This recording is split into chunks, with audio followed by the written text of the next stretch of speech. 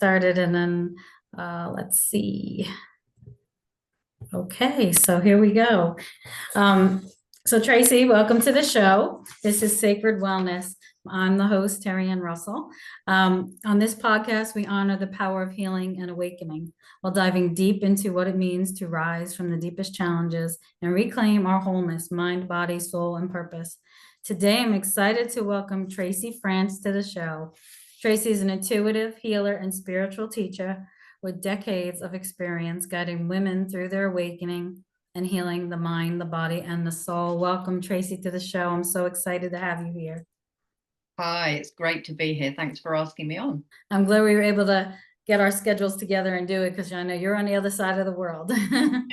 Yeah, and we change clocks at different times, so that nearly always causes a problem. So I'm glad that it hasn't today. Yeah, and yesterday, a funny story before we start, but yesterday my husband and I were in Nevada and they changed clocks and we were like right on the Nevada-Arizona line. And so if we'd walk to one end of the hotel, we'd be in Arizona and the other end we'd be in Nevada. And we were so confused. We were like, let's just go home and get on Arizona time finally. Good plan. Because I've we don't never do been it there. here. And honestly, I don't miss it. So Or just throw a curveball. yeah, so I want to talk a little bit today. A lot of what my show is about is sacred wellness and balancing the mind, the body, and the soul. And many of us go through this period of awakening. Many women talk about the moment that they wake up, what that was like for them. Was there a catalyst behind what woke them up? And often what goes unspoken, I find, is what happens next, right? We don't really talk about what happens next because then, oh my gosh, it's like this unearthing of stuff and this integration process. I want to know from you a little bit about how women can sort of move through this because there is a lot of fear involved in that, correct? There is, because there's not really a manual, because every person's experience is different. The same with parenthood, jobs, just absolutely everything. There's not a one size fits all. And so you can talk to someone that's already had theirs and they can go, oh, this happened, that happened, da, da, da. But yours could be completely different. And so you're sat going, well, what am I doing wrong? It's nothing like theirs. And you're not doing anything wrong. It's just that it is unique to you. And really, we've got to go inside and figure out us and stop comparing ourselves to other people, because that just makes us feel worse. Yeah, and in a society, I know over here in the States, we do that a lot. There's a lot of comparison, especially for young girls growing up. And I didn't realize, even when I was growing up, but then when I had my daughter, more so the Mm. impact that it has on them and how we compare ourselves to other people and what they have and what they're doing. And they're so much better. But they had it this way. And how come I'm not doing it that way? And it is, I can attest to it. It's very confusing. It can feel very, very lonely. I know when I started probably about 10 years ago, it wasn't really talked about the way it is today. Did you find No. that as well?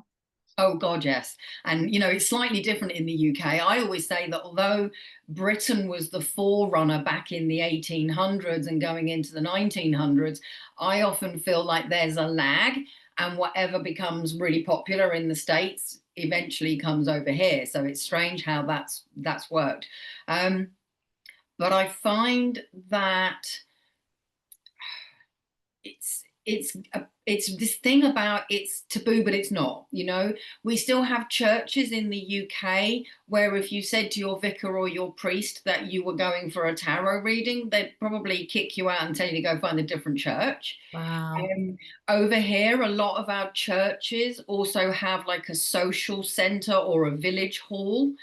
And you can bet your bottom dollar, as soon as you say you want to do a Reiki share or you want to have a psychic fair, they're like, no, no, no, you're not allowed to hire the hall. And it's like, wow, it's 2025, Yeah, yeah. Um, but then at the same time, you've got people like John Edwards, Teresa Caputo, and anyone else you can think of that's like in the mainstream, and people love it. So there's this real polarization going on. And a lot of people, I find this when I teach a class, they'll go, yes, I'm a Reiki practitioner, brilliant. And they'll get home and the family will go, yeah, well, okay, what's for dinner? And it's like hitting a brick wall of cold water. And all of that fizz and excitement just goes flat because nobody's excited because they don't get it or they're not into it. It's just like, oh Yeah. yeah, mommy's a bit mad. She's been to some woo-woo thing, you know? And it breaks my heart when that happens, because when you're all fired up about something, like a weird dream you've had, or some deja vu, or some synchronicity, you want to be able to share it with people that get it and they go, oh yeah, that's amazing, rather than, okay, whatever. You know? Yeah, I think that's crucial because having community, right? To have the ability to be able to share with other people that are like you. In the beginning, it was like that for me too. My son would be like, "What do you like?" You know, and they're healed. And I was like, It's nothing like that, first of all." But even, in the mainstream in the hospitals, because I did a Reiki volunteer, and no, so my daughter was born sick, and 9 years ago, Reiki wasn't even talked about in the hospitals. They were like, and so through Reiki, I actually ended up healing her. We worked a long time to get her to that point. She had blood transfusions and everything. Now, 9 years later, Reiki is in the hospitals. They Yeah. know about it and they have you do it, but you can't really talk about what you're receiving for the patients. In other words, you're just there to lay of the hands, have this healing come through you, but you're not able to really present to them all the Mm. aspects and the beauty that's around that. So I still find it's still kind of hush hush even in the hospitals today. Do you have it available in your hospitals? We do. We've actually had it for a lot longer than that. For the Okay. whole time that I've been doing this professionally, which is like 16 years, it's been in the hospitals. People who are having cancer treatment can choose reflexology, Reiki, or another couple of mobile. I think hypnosis might be one of them. And so it has been around. And I've spoken to a lot of people who are in palliative care, like end of life care. Mhm. And if they go into the hospitals to give it, they're told mostly go with the flow. If the person you're giving the Reiki to wants to ask about mediumship and life after death, brilliant, but you do not force it on them. Okay. And I think that's fair, because I don't want anyone else's religion forced on me. Right. And so I don't want to force anything that I do on other people. But if people want to sit and talk about what I do, I'll do that till the cows come home, because that's my Yeah. favorite topic. I know, me too. I want to talk a little bit about past lives. I mean, I have this fascination with past lives. I began it about a year before my son passed away suddenly, and I didn't understand anything about soul contracts and all of that. So, past lives are very big in my life. It's one of the things that really light me up too, besides Reiki. But I want to know, how do you see past life experiences, how they manifest physically in the body? Because I know sometimes it can manifest as emotional fears, trauma. But how do you see it manifesting like physically in the body? What have you seen?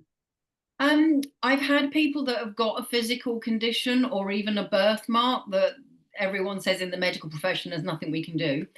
And when they've come and had past life regression, or we've worked in the Akashic records and we find out what's at the root of it, like, oh, you've got this hip problem because you had a spear through it fighting in the African wars as a tribal leader. And once they have that release of that death trauma, the problem in the hip can go. Yeah. And it could be literally anything. I mean, obviously, the common one is the amount of people that were hung back in the day.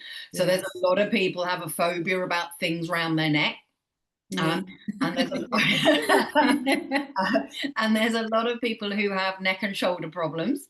There's a lot of people have fears of heights, because obviously when they're doing that to you, you've not got your feet on the floor.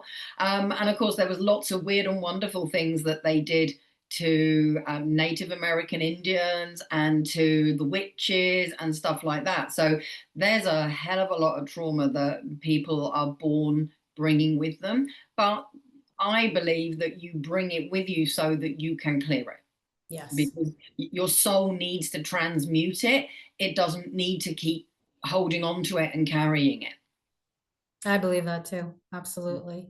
And And and I think if you don't understand it, right, you just think, oh, I have this physical ailment or this physical disease. And you don't really, because I never understood why I didn't like anybody touching my neck, or I hated, my mother would make me wear turtlenecks when I was young. And I would feel like like I would pull them out. I hated them so much, yeah, never knowing why, much until later in life. yeah, and I come across that one probably more than any other. because so many souls had that kind of ending, highwaymen, murderers. I mean, I don't even know how long we did that for, but it has to have been a good few hundred years. So that's a lot of people that got hung by the neck. But Yeah, also, I remember having recurring dreams as a child about that. mm, yeah, and that may be so that you would go and investigate why you were getting those dreams. It's almost like the prompt to Yes. make you transmute it. Yeah. And I also believe that sometimes we're born with a health issue of some sort or a disability, because that's a mechanism for us to grow. So think of someone like, is it Helen Keller that invented Braille? By her being born blind, she did so much for the blind community. I don't know if you would have seen it in the States, but over here we have Strictly Dancing, which I think is the same as your Dancing with the Stars. Okay. And we had an actress who's very well known in Britain who is deaf. And she was the first deaf dancer to go on the show, and she won. Wow. And it was beautiful because what they made them do is turn the music off, so it was just silent, but she carried on dancing. And she said, that's what it's like being me. I can't hear the music. But Wow. she did a huge amount for the deaf community. So it's not just, oh, it's not fair, I've been born deaf. It's what can I do with it? Yeah. And you see that a lot. Someone might invent the phone that flashes because they can't hear it ring, but they can see it flash or something. So it's so much more than just about us and anything that we are born carrying. Yeah, and I think, in the beginning, especially when you're young, you don't understand it, and you take a lot of that, well, it's so unfair to me. And I think I felt that like that with my daughter when she was born sick. Like, what did I do wrong? Mm, What did we do? We did everything right, and it was what it was. And of course I know now, that was almost 16 years ago, but yeah. throughout that growth and that spiritual process, I think I believe everyone is here to learn, grow, and evolve on their time. Mm, So I mm. want to talk a little bit about spiritual identity and spiritual growth as we move into this topic, because there is a difference between being and then being embodied. And I think this is huge because there's so many people that come to me and they're like, well, you talk about being spiritual, but what does it mean to be embodied? So lately I've been talking more about being embodied. I want to know, how can a woman recognize really if when they've turned spirituality into this identity and they sort of lost it? So like Ray said, we take the mind, body, soul. And usually like you're great in the mind, your body's okay, but your soul is a little bit lacking, or it's vice versa. And so there's Yeah. no balance. And that a lot of what this show is about, because of what I went through, obviously. But I want to talk a little bit about how do we get that evolving practice of spirituality, but then also balance it with living this human life. Because I think often people forget then they're human. They're so much into spirituality that they forget to live. Yeah, absolutely. And, I remember years ago, I was overhearing a medium talking, and she went, oh, yes, I asked my spirit guides what color I should wear this morning when I got dressed. I'm like, you can't figure that out for yourself. And I was just like, really? So, yeah, you're right. There has to be balance. And people assume that we have to either be very intuitive or very logical, but actually, we need to be both. Yes. And sometimes we need to problem solve logically and then just do what feels right, even though it's not necessarily logical. Um, and so it can seem like we're, being wild and crazy and not thinking things through. But sometimes what's logical just doesn't make sense. And it might to other people. Like, you could have the most amazing job and it's paying you $1 million a year, but you hate it, and you tell all your friends and family you're going to resign and go and like sell crystals at a fair, and they're like, God, are you mad? You've got the most amazing job. And it's like, yeah, but I hate it. So it can look illogical from the outside in, but to the person that is miserable and suffering burnout and all the other stuff that makes people go, I don't want to do this anymore. It just feels like the only option. Yeah. And so I try not to project that onto other people when they're doing things that I think are mad and crazy, because I'm not living their life. Yes. And you Um, don't know, are they being spiritually guided? And maybe they don't know it. I was always, I was always sort of ridiculed because I heard the sentence "fly by the seat of my pants." You know, I Mm, would always try things out. If I didn't like it, I would quit, and it was like, okay, well, I did it. I didn't like it. I'm going on. But often when we are, I agree with you. When we're on this spirituality path and we are looking at so many different things in our life here, it's like, what do I want to do?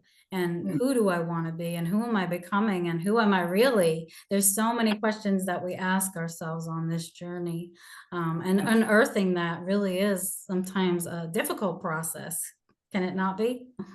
It is very difficult, but it's also why we're here. Otherwise, you might as well just have the answers to the maths exam and not do the work. You know, we are here and it is difficult. There are days when, I think pretty much everybody must get up and go, oh my God, what the hell was I thinking when I signed up for this? Because it can be so hard. Yes. But for me, and I can't say about other people, for me, when something happens like that and it's a challenge, I know that I can look at it and go, there's something more to this. This isn't just you're born, you have a terrible life, and then you die. Okay, so what do I get from this? What am I learning? What am I being taught? What am I supposed to see? So that actually helps me to deal with it in a more positive way rather than Yes. just go into victim mode and go, oh, the world hates me. It's thrown some more lemons at me, you know? Um, and I think for those people that don't have that, that's got to be really hard to just think that you're born here, you suffer, and then you die, and that's it, game over. I find that really depressing. I can't even Yes. relate to that. So Yeah, I've said that too, because my oldest son is an atheist and I don't push my feelings about what I do on him. But I've always said to him, like, you think there's nothing like later, like you just think we're meant to suffer while we're here. And I don't get it, but those are his beliefs, his thoughts, and I just let him do his thing. But I say the same thing, like how depressing that must be because you think you came in here just to live this horrible life.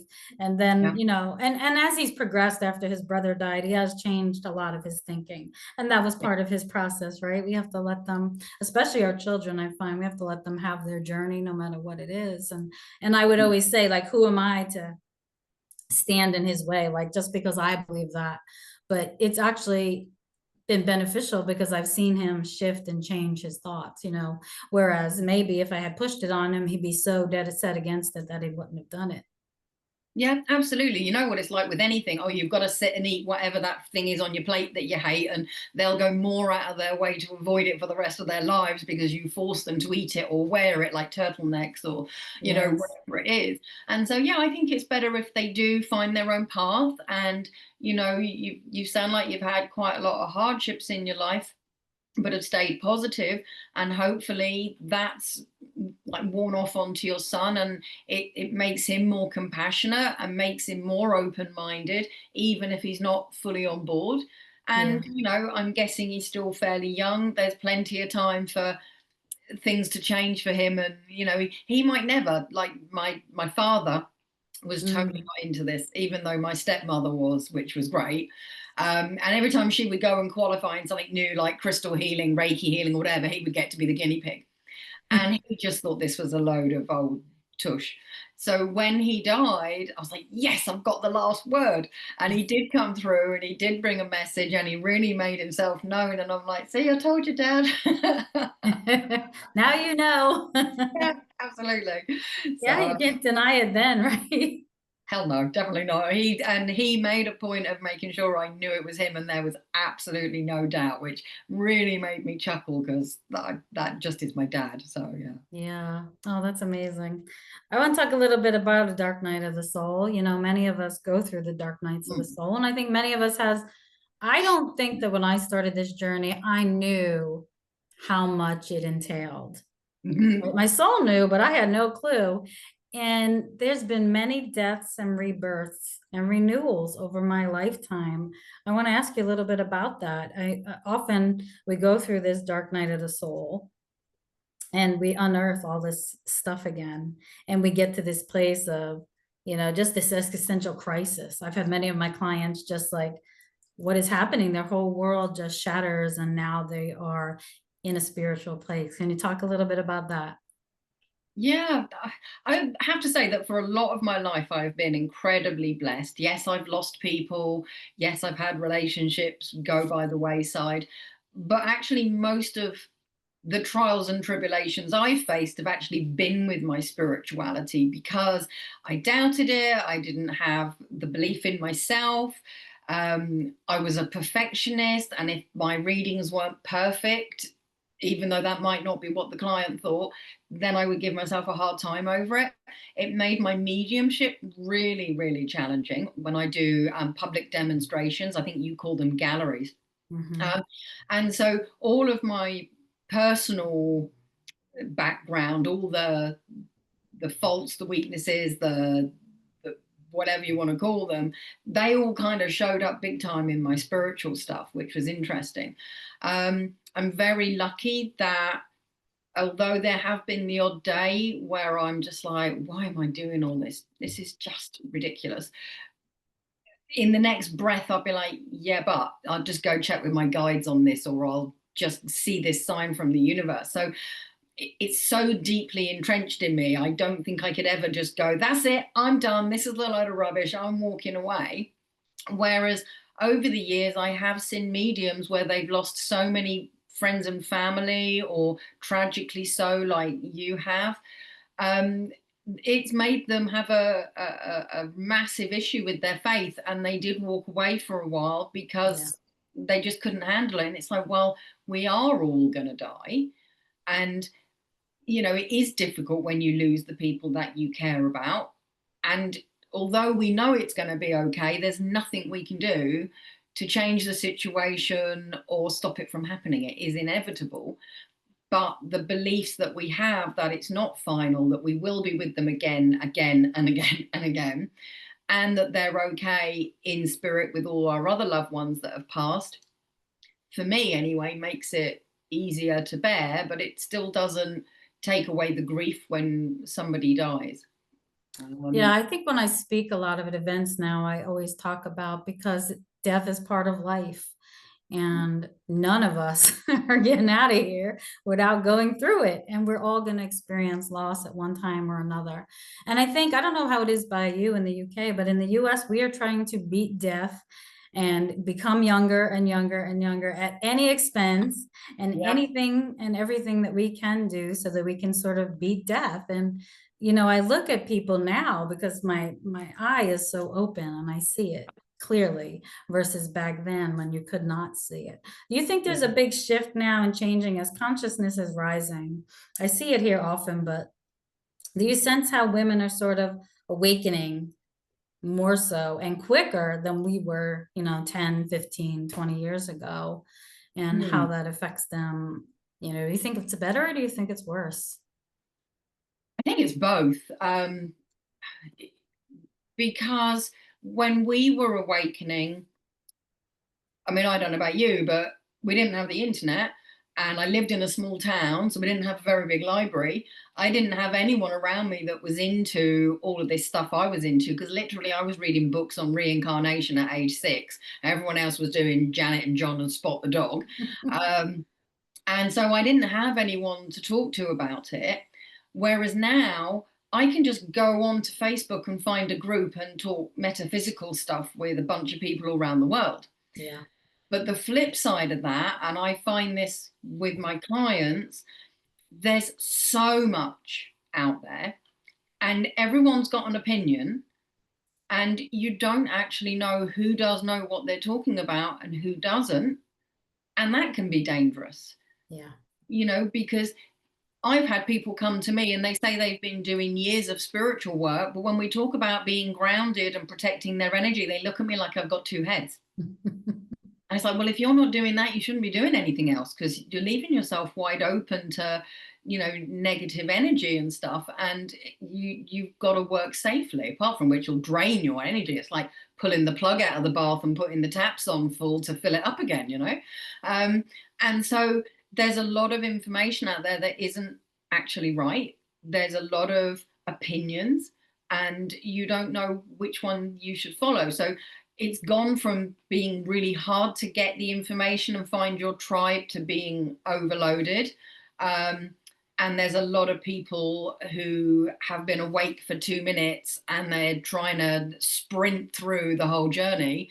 And you can't sprint through it. That they all want to take a tablet and be psychic and spiritual, and that's it. Done. Thanks very much. It Yeah. just doesn't work like that, unfortunately. No, it does not. I've seen a myriad of people go through all different ways through their journey, but I didn't know anything about it, and I certainly didn't know about grounding or protecting myself when I first started. It was like, it wasn't really talked about, and so yeah, you were without knowing, especially I think as a child, right? Because often as a child we're experiencing these things, but we're telling them that we're being told that we're not supposed to talk about them, first of all. Yep. So don't bring them up to anybody because they'll think you're crazy and commit you, right? To now having the whole other aspect. I agree with you. I think that it's good and bad today in today's world that we live in. But I want to know, where can my listeners reach you? I'm pretty much on every platform. So Tracy Fance Soul Healer will normally track me down. I do have a cousin who is also a Tracy Fance, and she often gets people going, "Can you do me a reading?" And she's like, "No, I don't do that." So if you get a blank response, you've probably got my cousin. So look for Tracy Fance Soul Healer and you'll find me. My website is Tracy Fance. And I've got a Facebook group where you can come and hang out and we can talk about all sorts of things. Funny enough, Saturday just gone, we did a live all about getting rid of the blocks to your intuition. So getting rid of things like overthinking, which is a massive one. Yeah. And that was really great fun. So do come hang out in the group and there'll be some more of those coming up.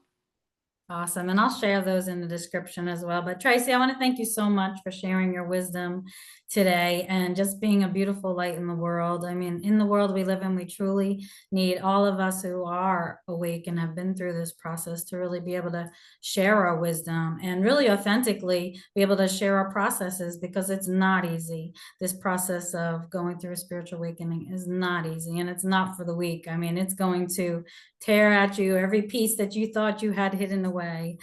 But it's beautiful. In the end, it is beautiful. I do have to caveat with that. But I want to just tell you, if today's conversation resonated with you, to just like, share, and comment on my YouTube. And thank you, Tracy, for joining us.